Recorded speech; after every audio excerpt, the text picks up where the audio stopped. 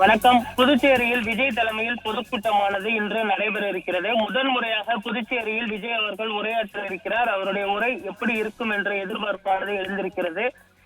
புதுச்சேரி துறைமுக மைதானத்தில் விஜயின் மக்கள் சந்திப்பு கூட்டம் நடைபெற்று வருகிறது.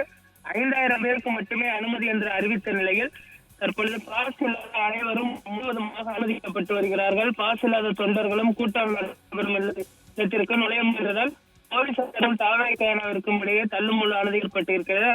முழுவதும் தற்பொழுது பரபரப்பு ஏற்பட்டு இருக்கிறது.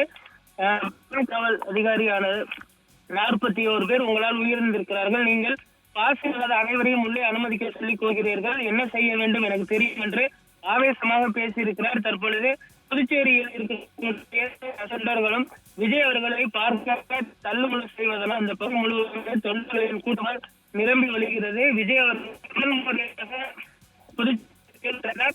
அவருடைய உரை எப்படி இருக்கும் என்றும் ஒரு எதிர்பார்ப்பானது எழுந்திருக்கிறது. தமிழகத்தில் பல்வேறு இடங்களிலும் அவர் உரையாற்றிருக்கிறார். திருவாரூர், நாகப்பட்டினம், கரூர் உள்ளிட்ட பகுதிகளில் அவர் உரையாற்றியிருந்தாலுமே கூட முதல் முறையாக புதுச்சேரியில் அவர் இந்த உரையை ஆற்ற இருக்கிறார். அவருடைய உரை எப்படி இருக்கும் என்ற எதிர்பார்ப்பு எழுந்திருக்கிறது. தமிழகத்தை பொறுத்தவரை திமுகவையும் அதே போன்று பாஜகவையும் அவர் எதிர்த்து பேசி வரக்கூடிய நிலையில் புதுச்சேரி பொறுத்தவரை என்ஆர் காங்கிரஸ் கட்சியுடனும் ரங்கசாமி அவர்களுடன் ஒரு இணக்கமான ஒரு சூழல் இருக்கிறது.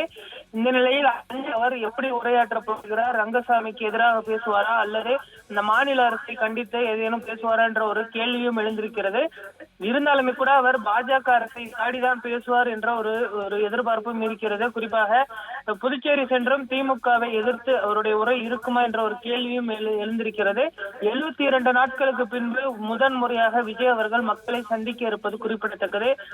இதற்கு முன்பு காஞ்சிபுரத்தை அவர் மக்களை சந்தித்திருந்தாலுமே கூட அது ஒரு தனியார் ஹாலில் தான் நடைபெற்றது. தற்பொழுது முதன் முறையாக திறந்தவெளி மைதானத்தில் இந்த மக்கள் சந்திப்பானது நடைபெறுகிறது. இதில் பல்வேறு முக்கிய விஷயங்கள் குறித்தும் SIR குறித்தும் அவர் உரையாற்றுவார். அதே போன்று புதுச்சேரி மாநிலத்திற்கு மாநில அரசு அந்தஸ்து கொடுப்பது குறித்தும் அவருடைய உரை இருக்கும் என்றும் எதிர்பார்க்கப்படுகிறது. ஊழல் குற்றச்சாட்டுகள் பல்வேறு இடங்களில் பழையோடி போயிருக்கிறது. அது குறித்து இருக்கும் என்றும் எதிர்பார்க்கப்படுகிறது. புதுச்சேரி மாநிலத்தை பொறுத்தவரை 30 தொகுதிகள் இருக்கிறது. இந்த 30 தொகுதிகளில் தாவேகா எந்தெந்த முக்கியமான தொகுதிகளில் போட்டியிட இருக்கிறது அது குறித்த ஒரு